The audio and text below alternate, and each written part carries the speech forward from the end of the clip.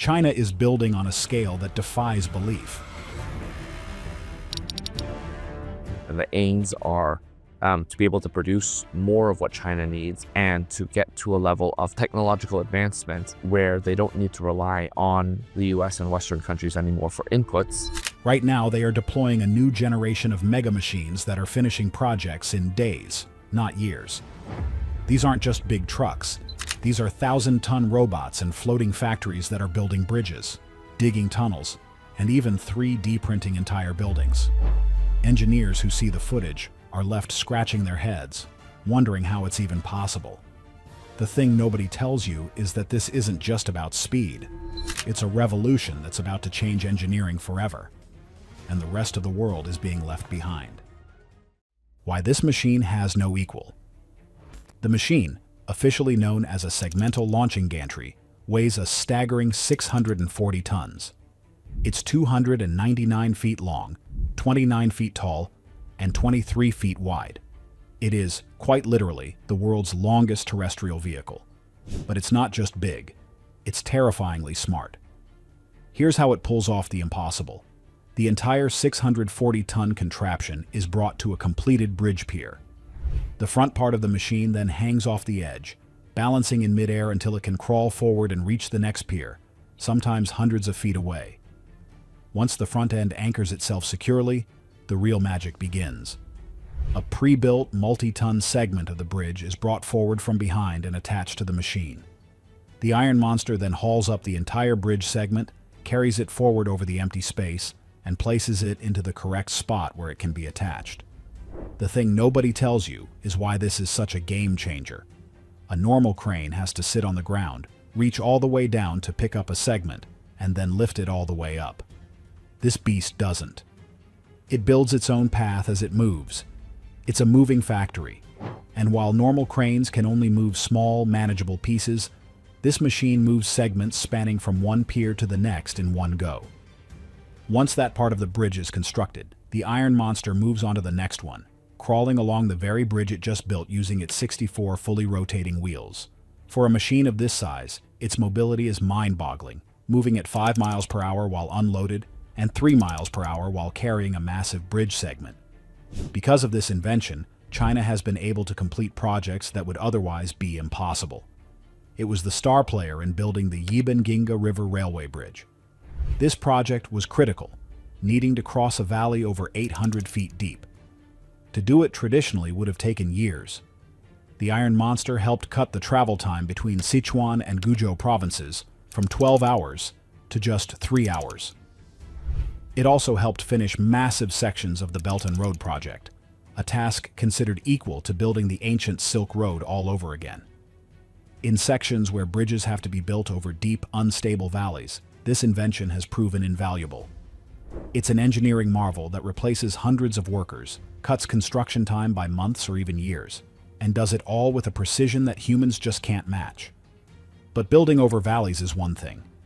What about digging through them? Digging into the impossible. China's ambition doesn't stop at the surface. When roads need to go underground, they pull out their next set of giant machines. In just less than 2 decades, China has become the undisputed global leader in tunnel boring machine, or TBM, construction. These are the colossal drills used to dig giant tunnels underground, through solid mountains, and even under rivers. Their large cutter heads slice through rock and mud like it's nothing. And here's the kicker. Germany, Japan, and the USA used to be the biggest players in producing these behemoths. That lead is now completely gone. China has taken over. The reason is simple. Their TBMs perform better, are cheaper, and employ technology the competition just doesn't have. But it wasn't always like that. Before 2008, China didn't have a single TBM to call its own.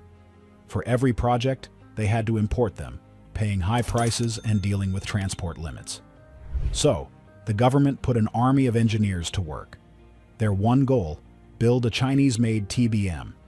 In 2008, they did it.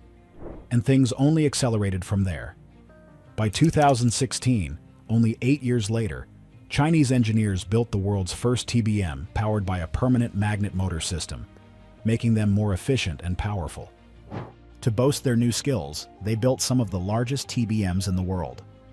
The biggest of the bunch is the Shanghai TBM. This thing has an excavation diameter of 54.5 feet. That is a 5-story building on its side, digging. It spans a staggering 475 feet in length and weighs 5,000 tons. Its purpose? To dig a tunnel under the Yangtze River, creating the world's longest underwater highway. What's actually fascinating is how they are pushing the limits.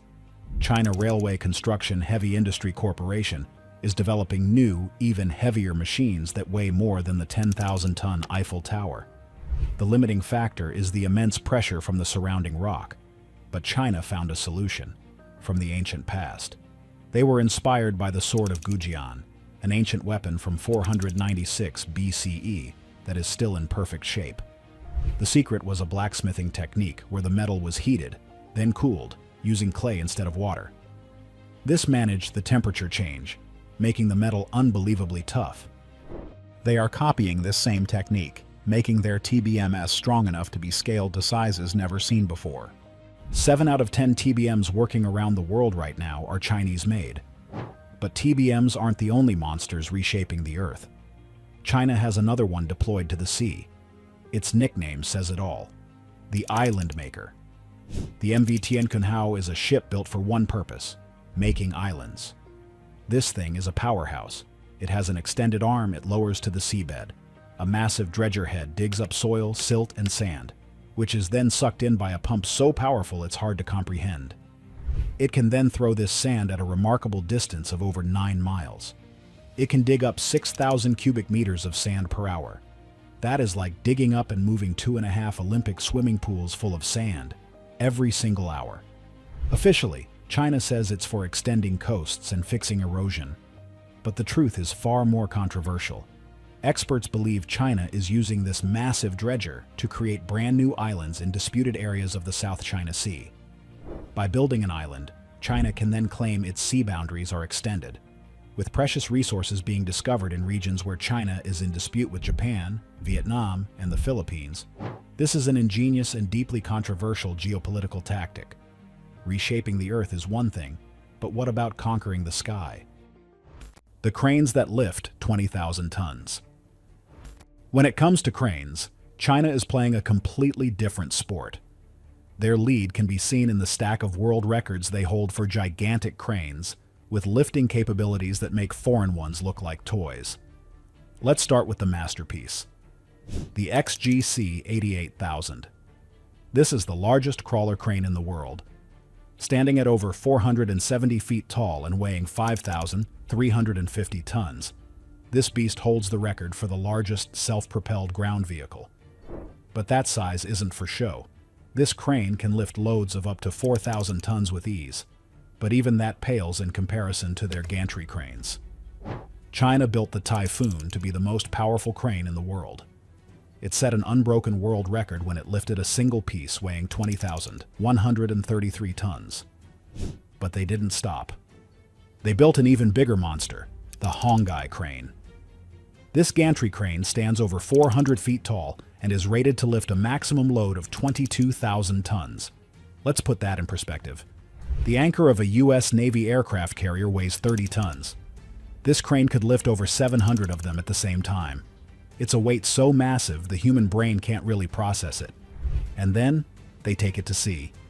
The Genua 30 is a gigantic crane that is also a ship.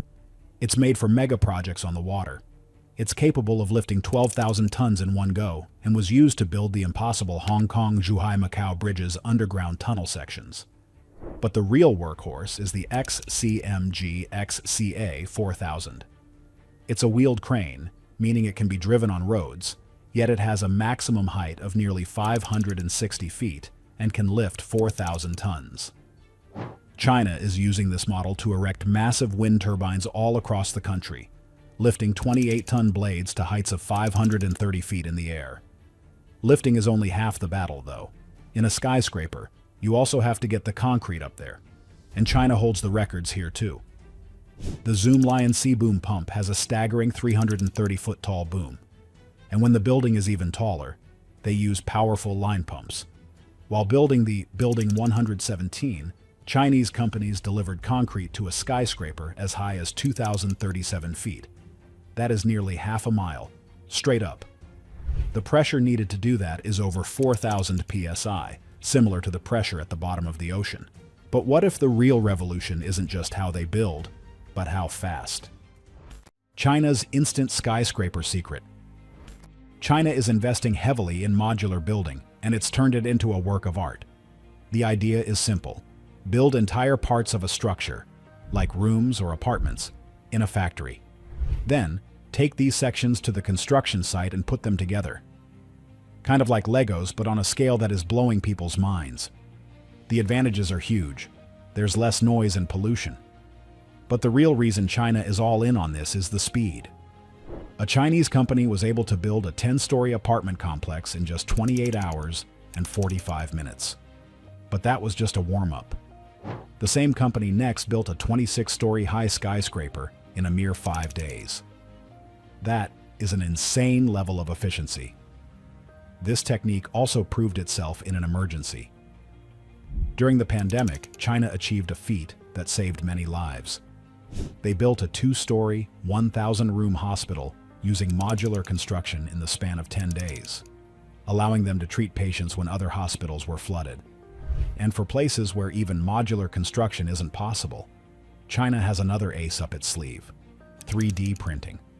They have developed giant, computer-controlled machines that lay down a mix of cement and construction waste, layer by layer. The buildings are reliable, durable, and insulating.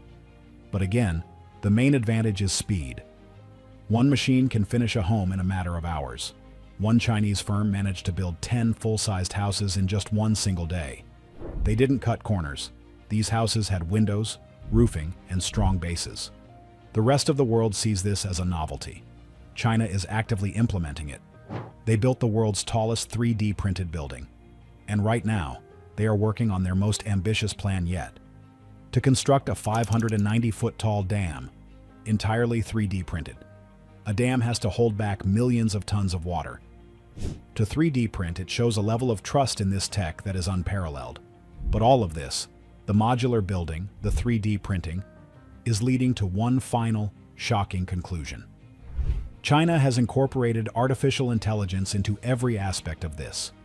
They are combining AI with autonomous vehicles to create work sites that are completely automated, requiring no human interference. New models of excavators, cranes, and other heavy machinery are being built with remote control technology, and China is hooking them up to AI. These machines, powered by artificial intelligence, can complete an entire mega project on their own. This is not science fiction. This is not a future plan.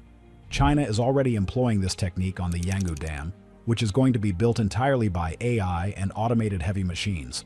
No humans on site. And for the jobs that do require human input, like bricklaying and plastering, China has designed robots that can do these tasks faster, more efficiently, and much cheaper.